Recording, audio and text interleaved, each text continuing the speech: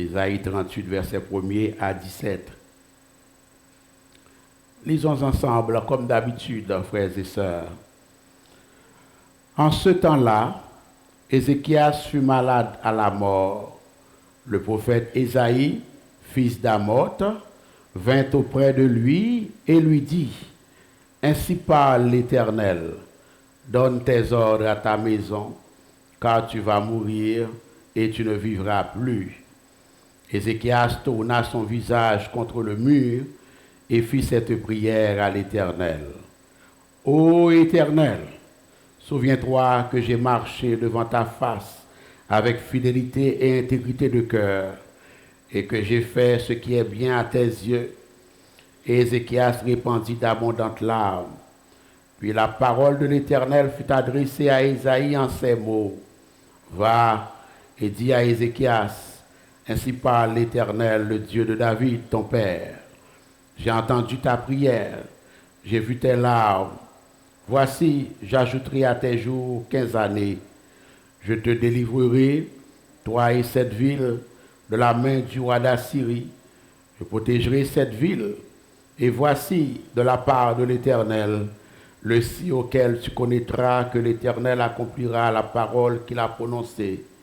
Je ferai reculer de 10 degrés en arrière avec le soleil, l'ombre des degrés qui est descendu sur les degrés d'Akaz. Et le soleil recula de 10 degrés sur les degrés où il était descendu. Cantique d'Ézéchias, roi de Juda, sur sa maladie et sur son rétablissement. Je disais, quand mes jours sont en repos, je dois m'en aller aux portes du séjour des morts. Je suis privé du reste de mes années. Je disais, je ne verrai plus l'Éternel. L'Éternel sur la terre des vivants. Je ne verrai plus aucun homme parmi les habitants du monde. Ma demeure est enlevée et transportée loin de moi, comme une tente de berger. Je sens le fil de ma vie coupé, comme par un tisserand qui me retrancherait de sa trame. Du jour à la nuit, tu n'auras achevé. Je me suis contenu jusqu'au matin, comme un lion. Il brisait sous mes os. Du jour à la nuit, tu m'auras achevé. Je poussais des cris comme une hirondelle en voltigeant. Je gémissais comme la colombe. Mes yeux s'élevaient languissant vers le ciel. Ô Éternel, je suis dans l'angoisse. Secours-moi. Que dirai-je? Il m'a répondu et il m'a exaucé. Je marcherai humblement jusqu'au terme de mes années, après avoir été ainsi affligé. Seigneur, c'est par tes bontés qu'on jouit de la vie, c'est par elles que je respire encore. Tu me rétablis, tu me rends la vie. Voici, mes souffrances même sont devenues mon salut. Tu as pris plaisir à retirer mon âme de la force du néant, car tu as jeté derrière moi tous mes péchés. Dès le Seigneur bénir sa parole pour la plus grande et plus parfaite édification commune de nos âmes. Veuillez vous rasseoir, frères et sœurs, mes bien-aimés.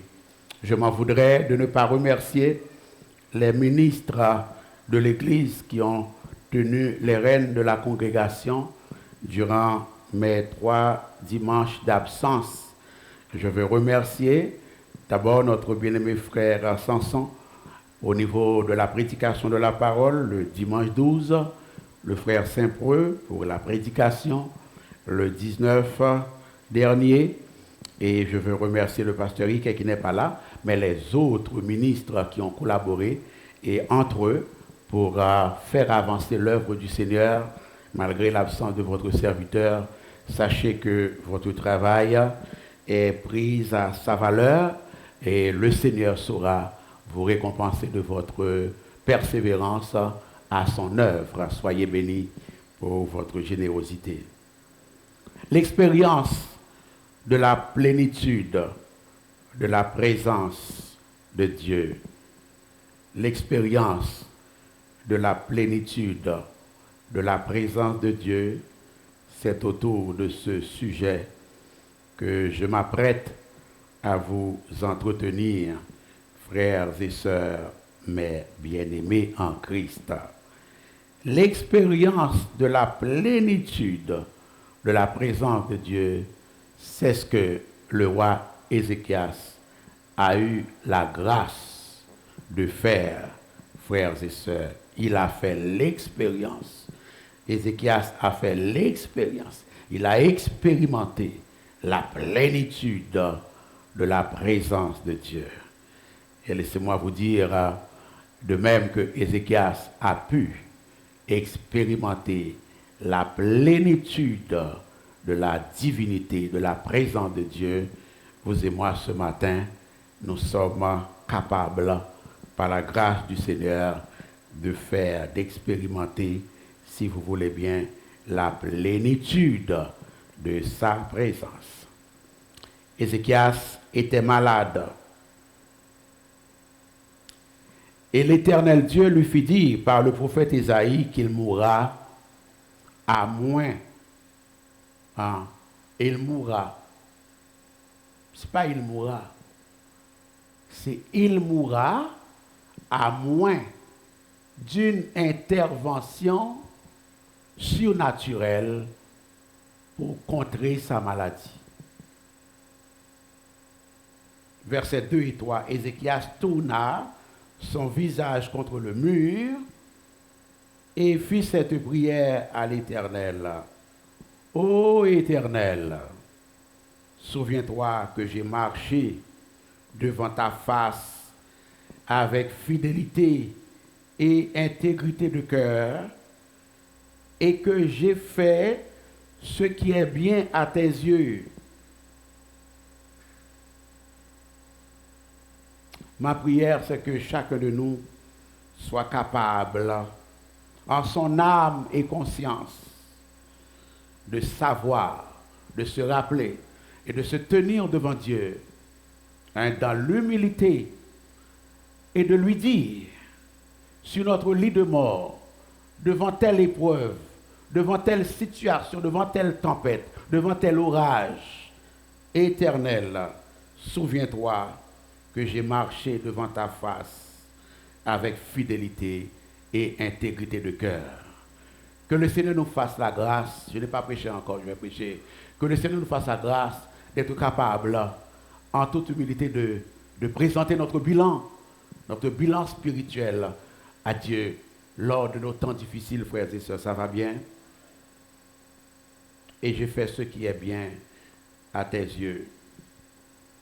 Ézéchias répandit d'abondantes larmes. Le Saint-Esprit de Dieu aurait pu bien dire, Ézéchias répandit des larmes. Mais ici, le Saint-Esprit de Dieu précise qu'il répandit d'abondantes larmes. Ah, frères et sœurs, il y a de ces angoisses qui nous assaillent. Il y a de ces épreuves devant lesquelles on se retrouve.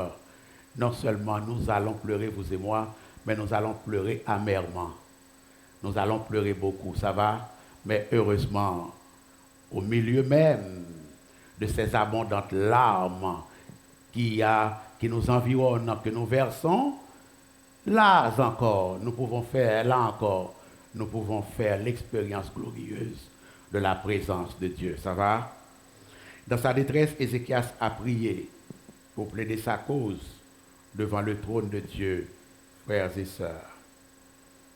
Pour comprendre de quoi Ézéchias parle quand il dit à l'Éternel des armées, « Souviens-toi que j'ai marché devant ta face avec fidélité et intégrité de cœur », il faut regarder ce qui est dit, ce qui est écrit de lui dans 2 Rois, chapitre 18, versets 3 à 6.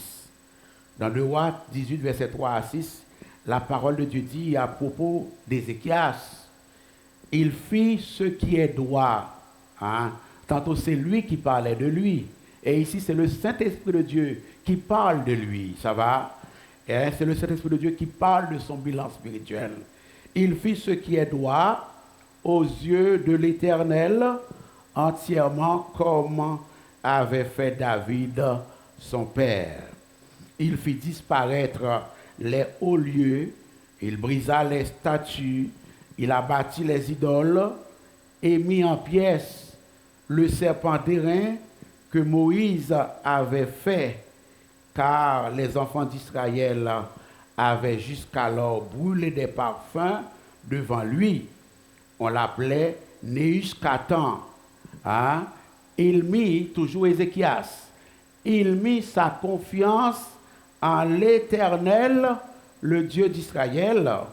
Et écoutez le témoignage que le Saint-Esprit de Dieu donne à propos de la vie spirituelle d'Ézéchias. Hein? Et parmi tous les rois de Juda qui vinrent après lui ou qui le précédèrent, même pas Salomon, il n'y en a eu point de semblable à lui. Est-ce qu'on est là, frères et sœurs? Il fut attaché à l'Éternel, il ne se détourna point de lui, et il observa les commandements que l'Éternel avait prescrits à Moïse. Voilà l'homme qui est capable maintenant, tandis que, frères et sœurs, il est malade. Hein? Voilà l'homme qui est capable de dire en toute humilité à Dieu, souviens-toi comment j'ai marché devant ta face. Le roi Ézéchias fit la bonne chose, frères et sœurs.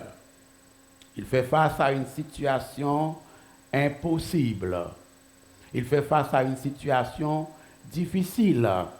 Il est malade d'une maladie en phase terminale. Ça aurait pu être n'importe quelle autre épreuve, n'importe quel autre souci, n'importe quelle autre difficulté. Et il fait appel à Dieu, celui-là, même pour qui rien n'est impossible. Gloire à Dieu.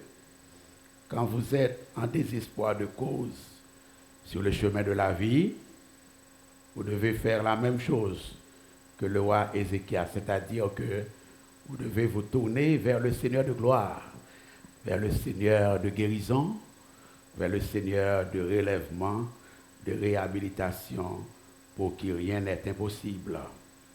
Et l'Éternel Dieu répond à la prière de son serviteur. Au verset 4 à 5, il est écrit, il dit à Ésaïe, va et dis à Ézéchias, ainsi parle l'Éternel, le Dieu de David, ton père, j'ai entendu ta prière, j'ai vu tes larmes, voici, j'ajouterai à tes jours 15 années.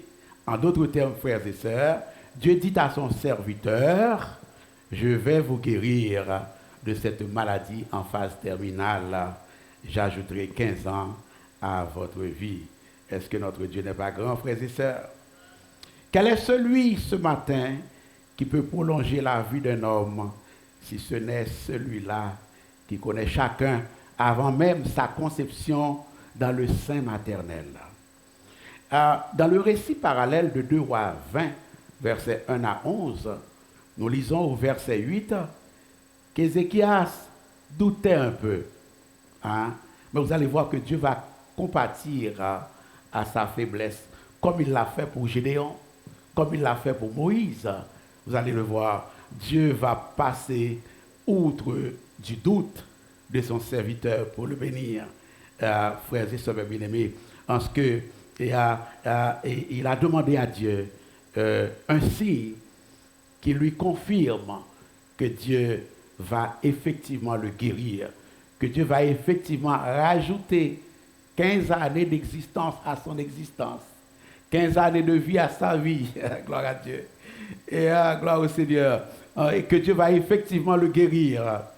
Et il demande à Dieu, à quel signe connaîtrai-je que tu me guériras? Et regardez le signe que Dieu lui donne dans le verset 8. Dieu dit, je ferai, 2 Rois 20, verset 1 à 11, je ferai reculer de 10 degrés en arrière avec le soleil, l'ombre des degrés qui est descendu sur les degrés d'Akaz, et le soleil recula de 10 degrés sur les degrés où il était descendu. Frères et sœurs, quel miracle! Nous savons que les lois de la physique, hein, les lois naturelles,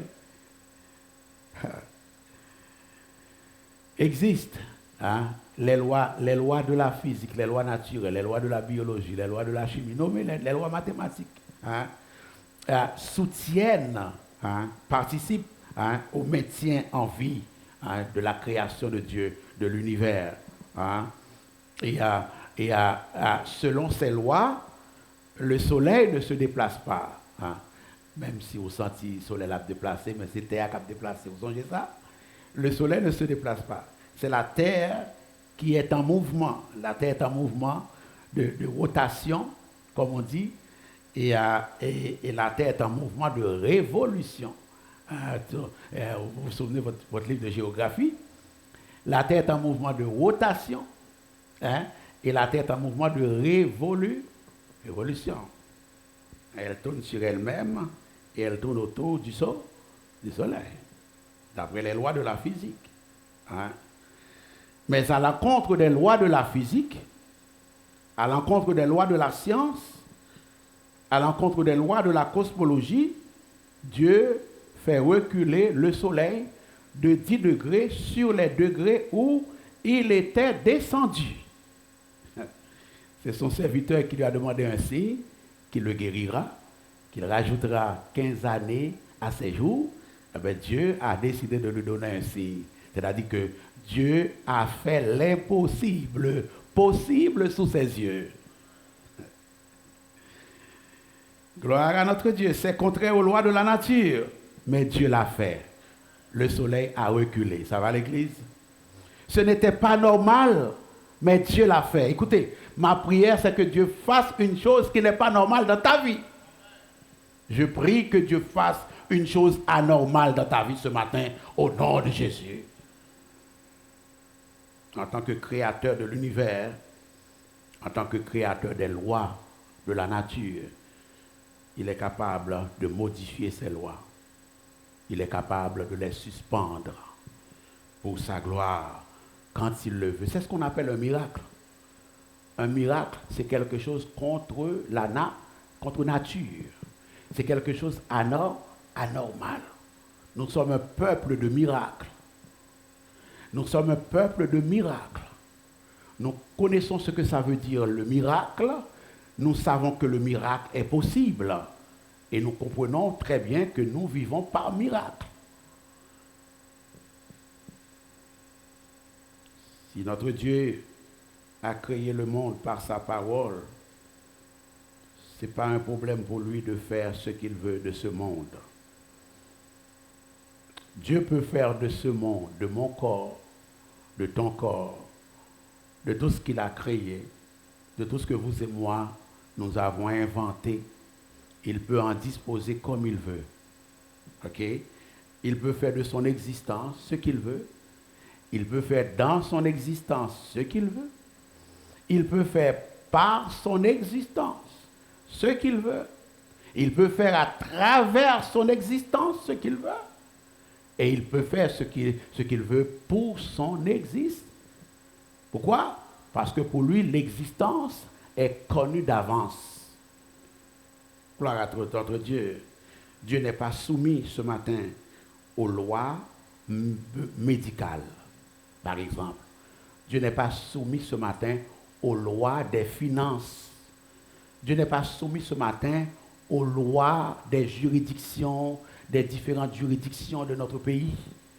Dieu n'est pas soumis ce matin, frères et sœurs, aux lois de la médecine. Il peut défier, il peut suspendre ses lois pour sa gloire, pour la bénédiction de son peuple, s'il veut agir par un miracle ce matin. C'est ce qu'il est en train d'enseigner à Ézéchias, et c'est ce qu'il est en train d'enseigner à nous, à la suite d'Ézéchias, aujourd'hui, frères et sœurs. En d'autres termes, un médecin peut bien dire que Sergo va mourir, et Dieu lui dit non, Sergo vivra, par exemple. Ça va, frères et sœurs? Ah, gloire à Dieu. Un expert en ceci, en finance, peut dire que telle transaction n'est pas possible, et Dieu dit, moi je la veux, c'est possible. Un expert en quoi que ce soit, hein, peut dire que telle situation, telle solution n'est pas possible, est loin de notre portée, Et Dieu dit, cette solution-là, je la veux et moi, je vais l'accomplir par mes bras. Est-ce que l'Église est là? C'est ce que Dieu était en train d'enseigner à Ézéchias, un expert, un enseignant peut dire qu'il n'y a pas d'avenir pour toi, pour ta carrière, pour ton mariage, pour ton église. Et Dieu dit non, il y en a un avenir, parce que moi je veux cet avenir-là. Est-ce que l'église est là, frères et sœurs? C'est ce que Dieu voulait enseigner à Ézéchias quand il lui a donné ceci merveilleux, qui est celui de reculer le soleil contre tout ce qui est impossible, frères et sœurs, mes bien-aimés. Et n'oublions pas, Dieu fait cela en réponse à la prière d'Ézéchias. Cependant, votre serviteur vient de vous dire que Ézéchias a fait l'expérience de la plénitude de la présence de Dieu. Bien sûr, dans ce que je viens de vous partager, en voyant Dieu qui agit, son autorité, sa souveraineté, sa puissance pour faire reculer le soleil, il expérimente la plénitude de l'agir divin, de la présence de Dieu, mais pas que. Ézéchias va expérimenter la présence de Dieu aussi par le pardon de ses péchés. Il va expérimenter la plénitude de la présence de Dieu aussi par le pardon de ses péchés. Verset 17c, car tu as jeté derrière toi tous mes péchés. Ce qui veut dire qu'il a expérimenté que Dieu avait pardonné l'ensemble de ses péchés, frères et sœurs. Ézéchias savait qu'il avait péché contre Dieu, malgré son beau, grand et glorieux bilan spirituel qu'il a présenté devant Dieu tout à l'heure. Mais cela ne veut pas dire qu'il n'avait pas péché. Cela ne veut pas dire qu'il était sans péché, frères et sœurs. Son bilan spirituel est reluisant, est solide, mais il savait que malgré ce bilan, il méritait le jugement de Dieu. Il savait que malgré ce bilan spirituel, puisqu'il n'est pas parfait, il méritait, la punition de Dieu. Toutefois, frères et sœurs, Ézéchias comprit que Dieu avait pardonné complètement ses péchés, en ce qu'il dit, car tu as jeté derrière toi tous mes péchés. Et quand il parle de tous ses péchés, il parle de ses péchés présents, il parle de ses péchés passés, et il parle de ses péchés à venir, frères et sœurs. Gloire à Dieu, gloire à Dieu. Dieu avait complètement pardonné Ézéchias. La question à se poser, c'est comment un Dieu juste peut-il pardonner les péchés passés, présents et futurs de cet homme pécheur? Eh bien, Dieu a pu faire cela en Jésus-Christ. Il voyait le pardon de ses péchés à l'avenir. Il voyait le pardon de ses péchés dans le passé. Il expérimentait, on est là-dedans, expérimenter la plénitude de la présence de Dieu. Il a expérimenté le pardon de Dieu par rapport au passé. Il explore le pardon de ses péchés par rapport au présent. Il expérimente le pardon de ses péchés par rapport au présent. Et il anticipe à l'avenir le pardon de ses péchés. 700 ans plus tard, en Jésus-Christ, le Fils de Dieu est venu mourir sur la croix. Il a porté les péchés d'Ézéchias sur son dos. Et ainsi, frères et sœurs, Ézéchias serait pardonné éternellement de tous ses péchés. Gloire à Dieu. Quelle gloire d'être dans la présence de Dieu. C'est la même chose qui s'est passée pour vous et moi aujourd'hui. Nous bénéficions de la présence de Dieu et avec cette présence, nous avons la grâce d'expérimenter chaque jour le pardon de nos péchés. Si Dieu retenait contre nous nos iniquités, je disais à quelques frères hier quand on parlait, si Dieu devait retenir nos fautes contre nous, eh bien, on serait déjà tous morts. On serait déjà tous exterminés. Gloire à notre Dieu en Jésus qui est notre sauveur personnel. Eh bien, nos péchés sont complètement jugés et punis à la croix pour le temps et pour l'éternité. En Jésus, nous sommes pardonnés. Nos péchés passés, nos péchés présents et nos péchés futurs ne tiennent plus contre nous, frères et sœurs. Ce que Ézéchias anticipait pour lui, eh bien, s'applique à nous également en Jésus-Christ, frères et sœurs. Dieu dit dans sa parole, Ésaïe 43, verset 25, c'est moi, hein, c'est moi, c'est important, c'est moi qui efface tes transgressions pour l'amour de moi, et je ne me souviendrai plus de tes péchés. Hein? Ézéchias savait de quoi il parlait. Et le psalmiste nous dit dans le psaume 103, verset 2, autant l'Orient est éloigné de l'Occident, autant il éloigne de nous nos transgressions.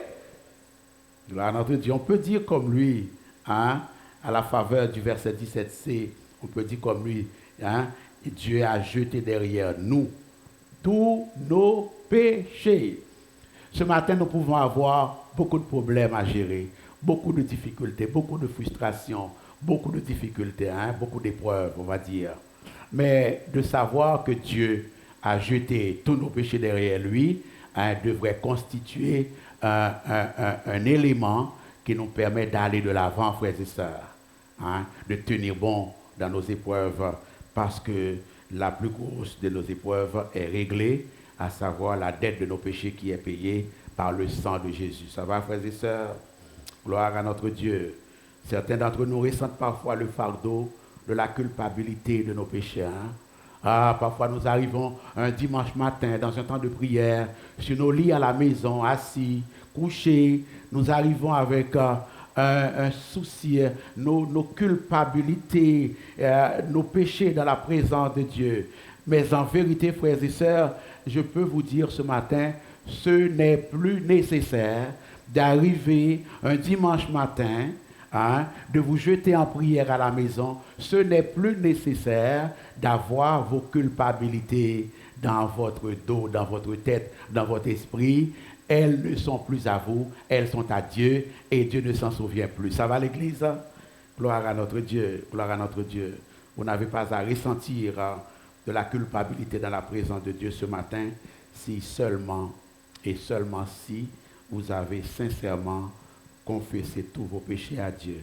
Vous n'avez pas à ressentir le fardeau de la culpabilité de vos péchés dans la présence de Dieu ce matin, parce que Jésus-Christ s'est chargé de la culpabilité de vos péchés.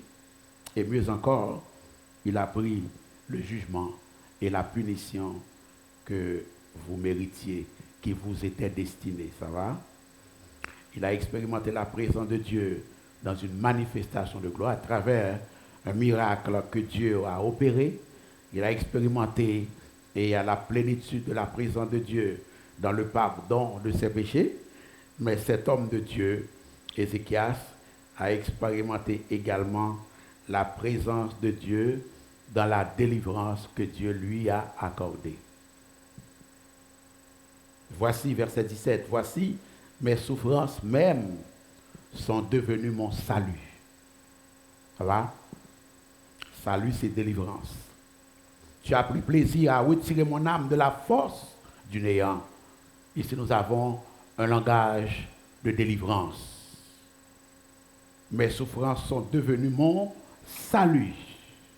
Tu as pris plaisir à retirer mon âme de la force du néant. Et ce salut vient de la bonté du Seigneur. Même si le mal se répand partout dans le monde, l'auteur du psaume 33, verset 5 nous enseigne que la terre est remplie de la bonté de l'Éternel. Et cette bonté de l'Éternel est là pour délivrer ceux qui ont besoin de délivrance. Malgré la faillite de l'homme comme intendant de la création de Dieu, Dieu est toujours bon et il continue de veiller sur sa création. La parole de Dieu dit, Matthieu 5, verset 45, il fait toujours lever son soleil sur les méchants et sur les bons, et il fait toujours pleuvoir sur les justes et sur les injustes. En sorte que peu importe ce que Dieu pense, peu importe ce que Dieu dit, peu importe ce que Dieu planifie, peu importe ce que Dieu accomplit, tout est bon parce que Dieu est tout bon. Force est de constater que Dieu est bon pour ses enfants d'une façon spéciale. Et c'est parce que Dieu est bon pour ses enfants d'une façon spéciale que Ézéchias a vu ses souffrances devenir son salut. Ma prière pour vous ce matin, c'est que ta souffrance devienne ton salut, dans le nom de Jésus. La bonté du Seigneur envers son peuple inclut la protection, la délivrance. La bonté du Seigneur envers son peuple inclut la restauration, la bénédiction, la consolation. La bonté du Seigneur envers son peuple implique la guérison, frères et sœurs bien-aimés, croyez-moi.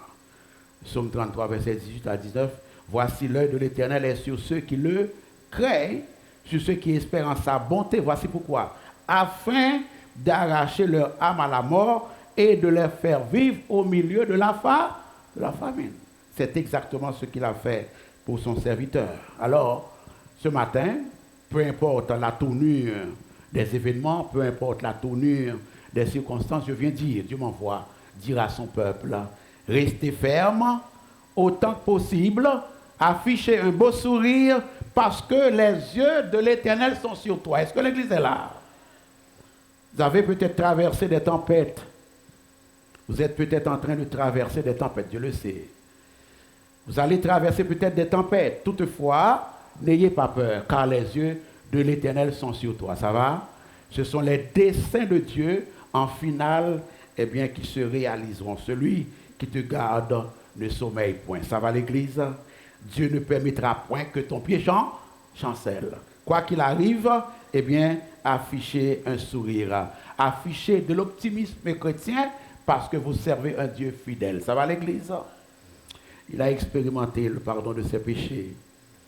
Il a expérimenté la délivrance dans la présence de Dieu. Il a expérimenté un miracle de la part de Dieu. Mais également, ce serviteur a expérimenté l'écoute de Dieu vis-à-vis de ses prières. Il a expérimenté l'écoute, l'attention de Dieu vis-à-vis de ses prières. Vis-à-vis de ses prières. Verset 5. J'ai entendu ta prière. Ah, frères et sœurs, c'est une bonne nouvelle. Hein? Dieu vous dit maintenant, à vous qui priez pour une situation, Dieu m'envoie vous dire qu'il entend tes prières. La prière que tu as faite l'année dernière, les années passées, Dieu m'envoie vous dire qu'il les a entendues. Les prières que tu feras cette année, hein, Dieu m'envoie vous dire qu'il les entendra. Expérimente la plénitude de la présence de Dieu. Expérimenter la plénitude de la présence de Dieu, c'est possible. Le Dieu qui a tout créé entend vos prières, tandis que vous êtes dans sa présence. Au moment où Ézéchias s'est tourné vers Dieu, il a commencé à lui parler. Dieu avait déjà tout entendu. Et Dieu avait déjà tout su. Et Dieu avait déjà tout compris. Ézéchias n'avait pas besoin de faire la file pour se faire entendre par Dieu, car Dieu est omniscient, frères et sœurs. Dieu savait et comprenait qui était celui-là qui le priait, pourquoi il priait et dans quel état d'esprit il priait. Est-ce que l'Église est là? Gloire à notre Dieu. Il m'invoquera. Psaume 91, verset 15 à 16. Il m'invoquera et je lui répondrai, dit Dieu. Je serai avec lui dans la détresse. Je le délivrerai et je le glorifierai. Je le rassasierai de longs jours et je lui ferai voir ma délivrance. Qu'il en soit ainsi pour vous, au nom de Jésus.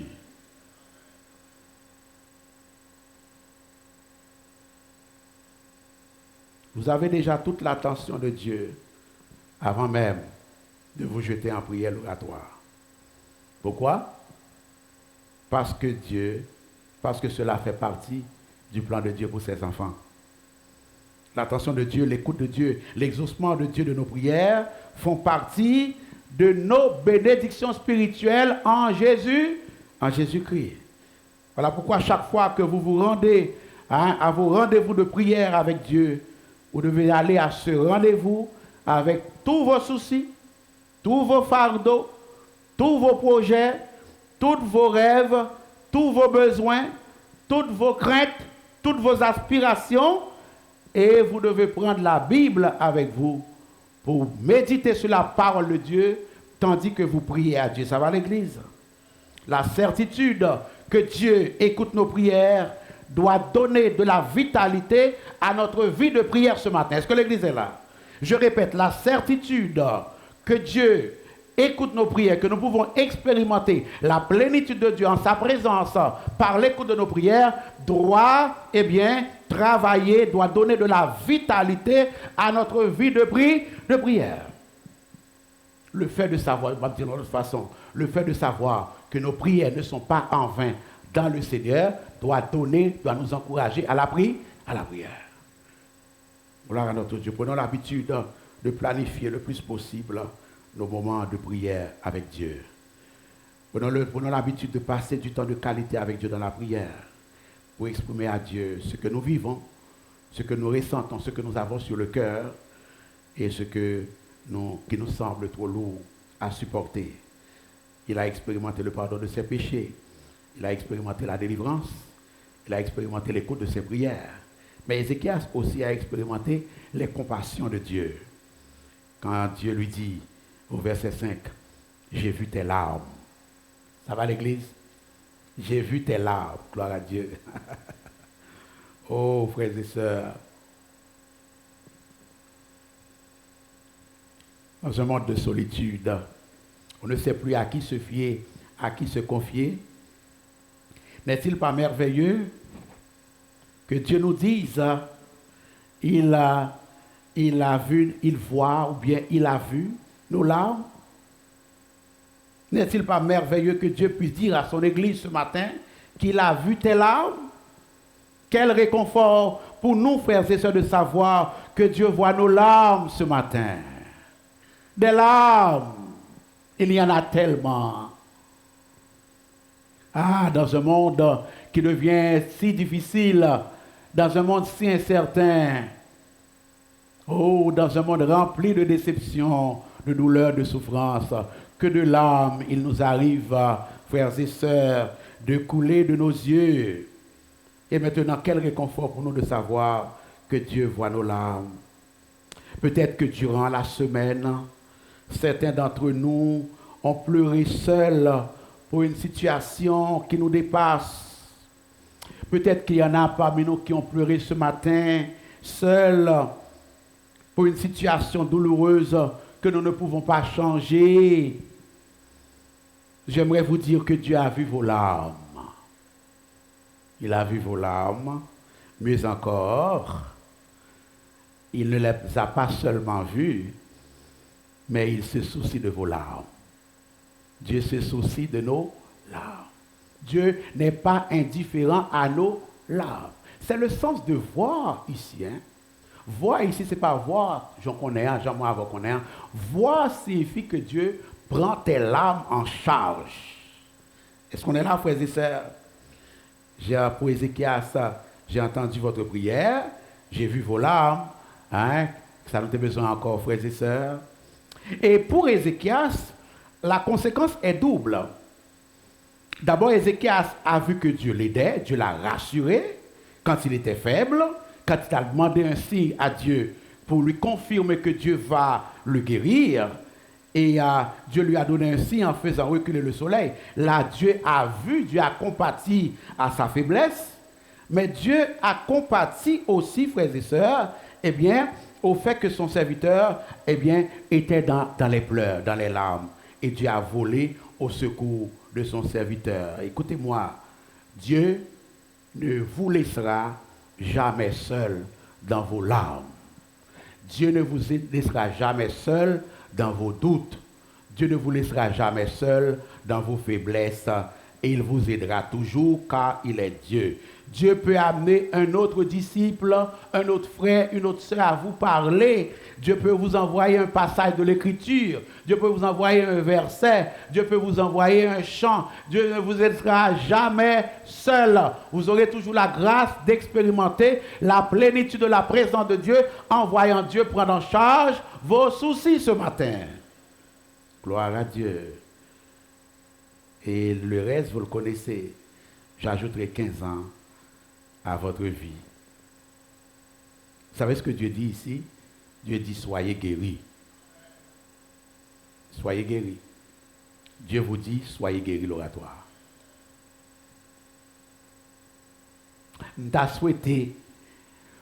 J'aurais bien souhaité que vous disiez merci à Dieu. Seigneur, je reçois cette parole que tu m'envoies ce matin et je t'en remercie. Dieu m'envoie vous dire ce matin que vous serez guéris.